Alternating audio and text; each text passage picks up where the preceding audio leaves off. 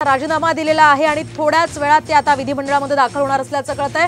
मोठ्या घडामोडी महाराष्ट्राच्या राजकीय वर्तुळामध्ये घडतायत आणि आत्ताची ही सगळ्यात मोठी बातमी आपण साम टीव्हीवर पाहतोय।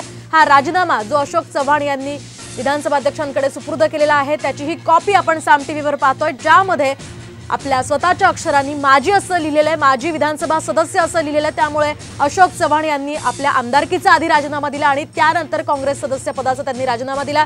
त्यामुळे आता या मोठ्या घडामोडी घडतायत। एकीकडे आपण पाहतोय भाजपचे नेते या संदर्भातली काहीही माहिती नसल्याचं बोलतायत, तर दुसरीकडे या मोठ्या घडामोडी या संदर्भात आपण अधिक माहिती जाणून घेत आमचे प्रतिनिधी सुनील काळे यांच्याकडून। सुनील, आपण पाहतोय आता अशोक चव्हाण यांनी हा राजीनामा दिलेला आहे, यानंतरच्या काय काय घडामोडी घडणार आहेत आणि सध्याचे काय अपडेट्स या संदर्भात मिळतात?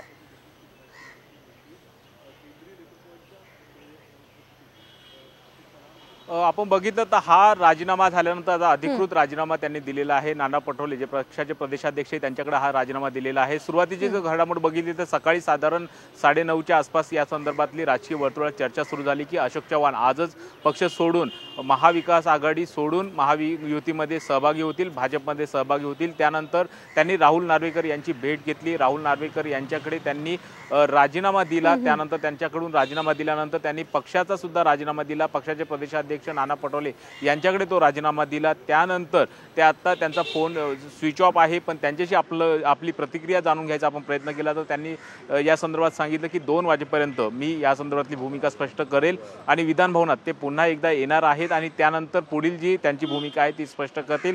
पण जी चर्चा आहे आधी त्या पद्धतीने चर्चा सांगितली जात होती की त्यांना मंत्रिपद जे आहे ते देण्यात आलेलं आहे, पण त्याचबरोबर आता राज्यसभेची निवडणूक आहे आणि 15 तारखेला फॉर्म भरण्यासाठी लास्टची तारीख आहे आणि त्या पार्श्वभूमीवरती अशोक चव्हाण जर उमेदवार राहिले, चौथा उमेदवार, तर अशा परिस्थितीमध्ये काँग्रेससह महाविकास आघाडीमध्ये फाटाफूट होऊ शकते आणि त्यामुळेच महाविकास आघाडी कमकुवत करायचा प्रयत्न या अशोक चव्हाण यांच्या उमेदवारीतून केला जाण्याची शक्यता भाजपचा असा प्रयत्न आहे आणि त्याच पार्श्वभूमीवरती हा सर्व राजीनामा झालेला आहे। दुसरी महत्त्वाची गोष्ट की भाजपबरोबर जे आमदार जाणार आहेत त्यामध्ये सुद्धा काही माजी मंत्री सुद्धा आहेत आणि या पद्धतीनं चर्चा आहे। भाजपच्या वरिष्ठ नेत्यांची सुद्धा गेल्या आठवड्यामध्ये या काँग्रेसच्या काही नेत्यांनी भेट घेतली होती आणि त्यानंतरच पूर्ण जे प्रक्रिया आहे ती कशा पद्धतीनं करायची या संदर्भातलं निर्णय घेतला गेला आणि त्या पार्श्वभूमीवरतीच अशोक चव्हाण यांचा राजीनामा हा मानला जात आहे।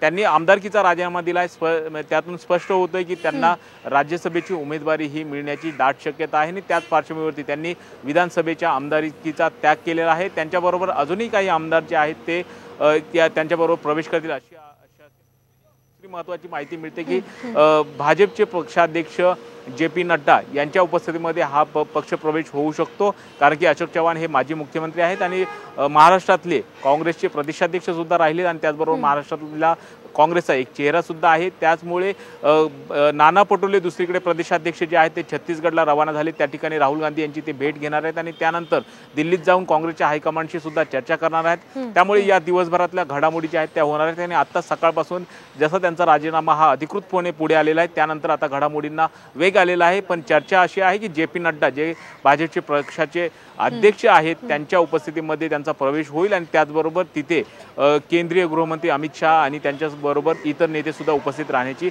शक्यता आहे। नक्कीच सुनील, तर या घडामोडींना चांगलाच वेग आलेला आहे। आपण जर पाहिलं तर 16 आणि 17 तारखेला लोणावळ्यामध्ये काँग्रेसचं एक शिबिर होणार होतं आणि त्याआधीच भाजपनं हा काँग्रेसला धक्का दिलेला आहे आणि मोठा धक्का त्याआधीच देण्याच्या तयारीत सुद्धा भाजप असल्याचं दिसतंय, कारण आताच फडणवीस असो, चंद्रशेखर बावनकुळे असो यांनी मोठे विधानं केलेले आहेत की आणखीनही काही पक्ष प्रवेश होणार आहेत। त्यामुळेच या सगळ्या घडामोडी घडताना दिसतात। त्या संदर्भातले काही अपडेट्स मिळतात का आपल्याला?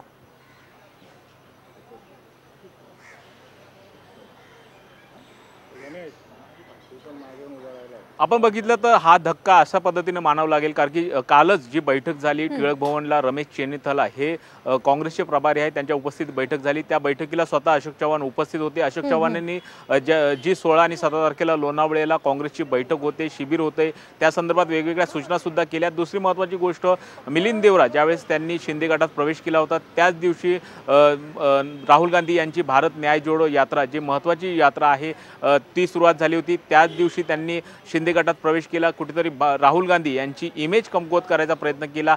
आता आपण बघतोय की ज्यावेळेस शिबिर आहे त्याचबरोबर राहुल गांधी यांची यात्रा काही दिवसांनी महाराष्ट्रात सुद्धा येणार आहे आणि महाराष्ट्रात येण्याच्या पार्श्वभूमीवरती अशा पद्धतीने जर काँग्रेसला स्किंडार पडलं तर एक वेगळा संकेत जाऊ शकतो आणि त्यामुळे महाविकास आघाडी कमकुवत होऊ शकते असा प्रयत्न यातून होतोय. आणि स्पष्ट आहे आता त्यांनी अधिकृतपणे राजीनामा पत्र जे आहे ते त्यांचं आलेलं आहे, त्यामध्ये माजी विधानसभा सदस्य अशा पद्धतीचा उल्लेख आहे आणि पक्षाचे अध्यक्ष नाना पटोले यांच्याकडे त्यांनी प्राथमिक सदस्यत्वाचा राजीनामा दिलाय. त्यामुळे त्यांचा भाजप प्रवेश आता निश्चित आहे. आणि कधी प्रवेश होतो कारण की 15 तारखेला जी राज्यसभेची उमेदवारीची फायनल तारीख आहे सुनीलजी, या संदर्भातले अपडेट्स तुमच्याकडून जाणूनच घेत राहणार आहोत. तुर्तास धन्यवाद दिलेल्या या सविस्तर